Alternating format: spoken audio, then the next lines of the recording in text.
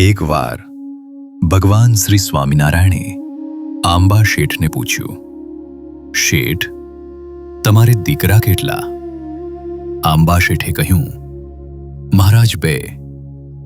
મહારાજે પૂછ્યું, રૂપિયા કેટલા?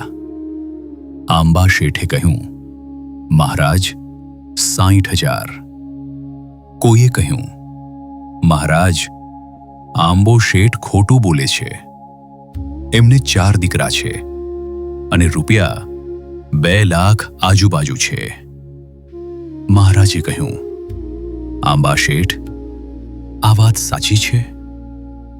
આંબા શેઠે કહ્યું, મહારાજ, દીકરા 4 છે, પણ એમાંથી 2 સત્સંગ રાખે છે અને 2 નથી રાખતા, એટલે એ 2ને હું દીકરા ગણતો નથી.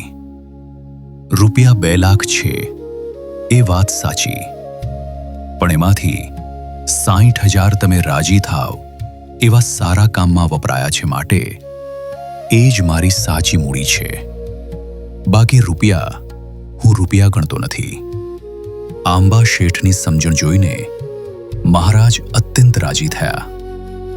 તેવો જ એક પ્રસંગ ગઢપુરનો છે. એકવાર મહારાજ ગઢપુરમાં બિરાજમાન હતા. ગઢાડીથી આંબા શેઠ આવ્યા. સાથે ગાડામાં રંગીન ઢોલિયો હતો, ગાદલું અને ગાલમસુરિયા હતા. ગાડાની પાછળ થોડા દિવસ પહેલા તાજી વિયાયેલી ભેંસ બાંધી હતી. ભેંસ પણ હાથણી જેવી અને અધમણ દૂધ દેનારી હતી. ભેંસની પડખે નાની પાડી રમતી હતી. આંબા શેઠે આ બધી જ વસ્તુઓ મહારાજને અર્પણ કરી. મહારાજે પૂછ્યું, શેઠ, આ બધું શું છે? શેઠ ભારે રમૂજી હતા. એમણે ઠાવકું મોઢું રાખી મર્મમાં કહ્યું, મહારાજ, ગઢારી સળગી ગયું. સાંભળતા સર્વને આંચકો લાગ્યો.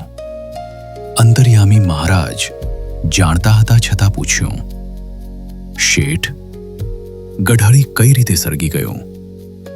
આંબા શેઠ હસીને બોલ્યા, મહારાજ, જેટલું આપના ઉપયોગમાં આવે એ જ વધેલું કહેવાય.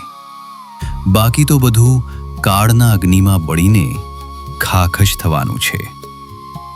વાણિયાના દીકરાની ભાષાનો મર્મ હવે બધાને સમજાયો. જે સંપત્તિ સત્કર્મમાં વપરાય એટલી જ સાચી, બાકી બધી તો સળગીને રાખ જ થવાની છે. આમ આંબા શેઠની ભક્તિની સમજણ ખૂબ ઊંચી હતી. સમૃદ્ધિ મળે એ મહત્વનું નથી, સમૃદ્ધિનો સદુપયોગ થાય એ મહત્વનું છે. આંબા શેઠે સંપત્તિ મેળવી અને જાણી પણ હતી અને સારા કામમાં વાપરી પણ હતી. ભગવાન શ્રી સ્વામિનારાયણને રાજી કરવા માટે શેઠે ક્યારેય પાછી પાની નહોતી કરી.